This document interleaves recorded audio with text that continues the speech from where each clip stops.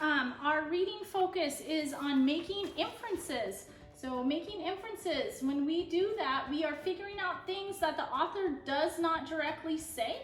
This is sometimes called reading between the lines. So the author and the illustrator will give you clues to help you make inferences.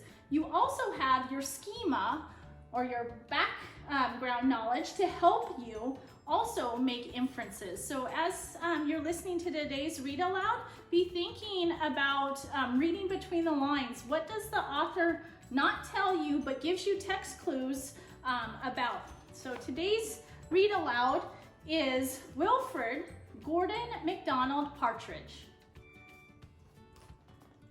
There once was a small boy called Wilfrid, Gordon, Mcdonald, Partridge, and what's more, he wasn't very old either. His house was next door to an old people's home, and he knew all the people who lived there. He liked Mrs. Jordan, who played the organ. He listened to Mr. Hodgkin, who told him scary stories. He played with Mr. Tippet, who was crazy about cricket. He ran errands for Miss Mitchell, who walked with a wooden stick. He admired Mr. Drysdale, who had a voice like a giant.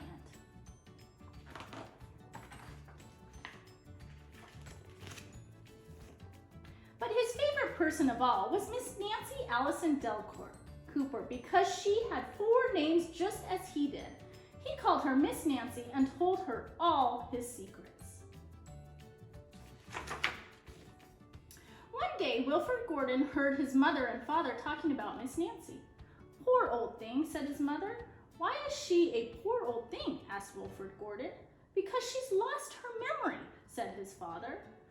"It isn't surprising," said his mother. "After all, she is 96. "What's a memory?" asked Wilfrid Gordon. He was always asking questions.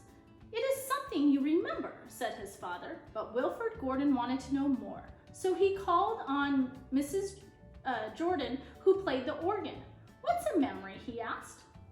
"Something warm, my child, something warm."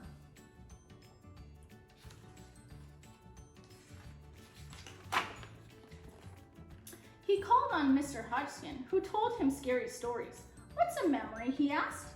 "Something from long ago, my lad, something from long ago."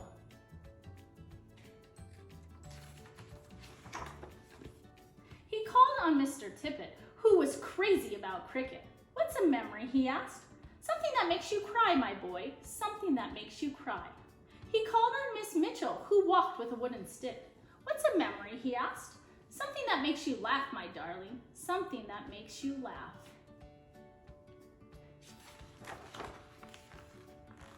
He called on Mr. Drysdale, who had a voice like a giant. "What's a memory?" he asked.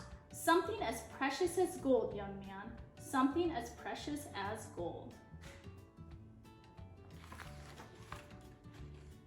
So Wilfrid Gordon went home again to look for memories for Miss Nancy because she had lost her own.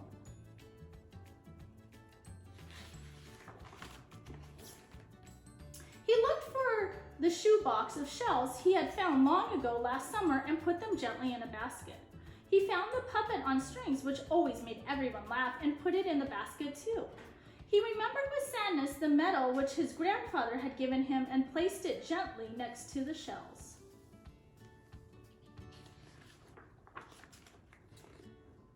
Next he found his football, which was as precious as gold. And last of all, on his way to Miss Nancy's, he went into the hen house and took a fresh, warm egg from under a hen.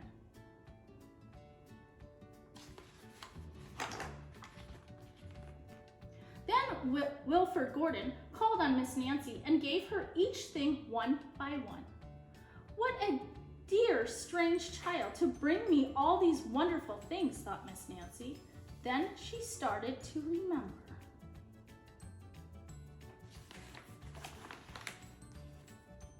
She held the warm egg and told Wilfrid Gordon about the tiny speckled blue eggs she had once found in a bird's nest in her aunt's garden. She put a shell to her ear and remembered going to the beach by tram long ago and how hot she had felt in the buttoned-up boots.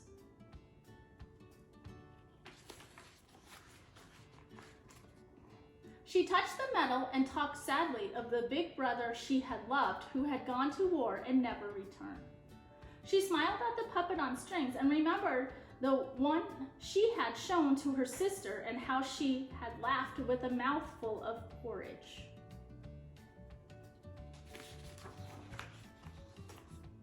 She bounced the football to Wilfrid Gordon and remembered the day she had met him and all the secrets they had told. And the two of them smiled and smiled because Miss Nancy's memory had been found again by a small boy who wasn't very old either. That is the end of Wilfrid Gordon Mcdonald Partridge.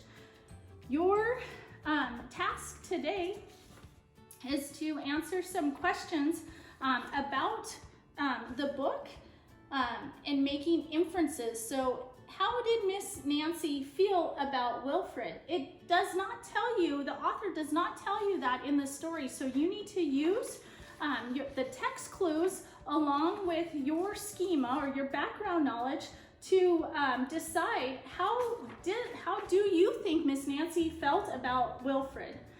So each one of these questions, there is 4 of them for you to answer today.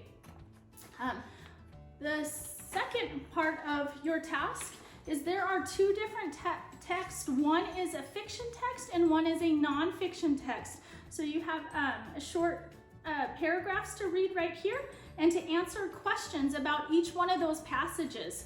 Again, the author does not tell you. One is about, the fiction passage is about grandma, and the questions that go along with that are not answers that the author tells you directly in the passage. So you are, again, going to use your background knowledge and the text clues to help you answer those questions.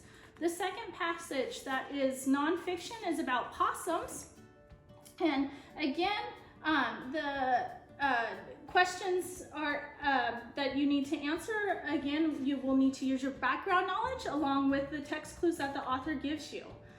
If you have a scanner, or mom or dad have a scanner on their phone, there is a really cool video. You could scan the symbol here, and you could watch a video all about possums.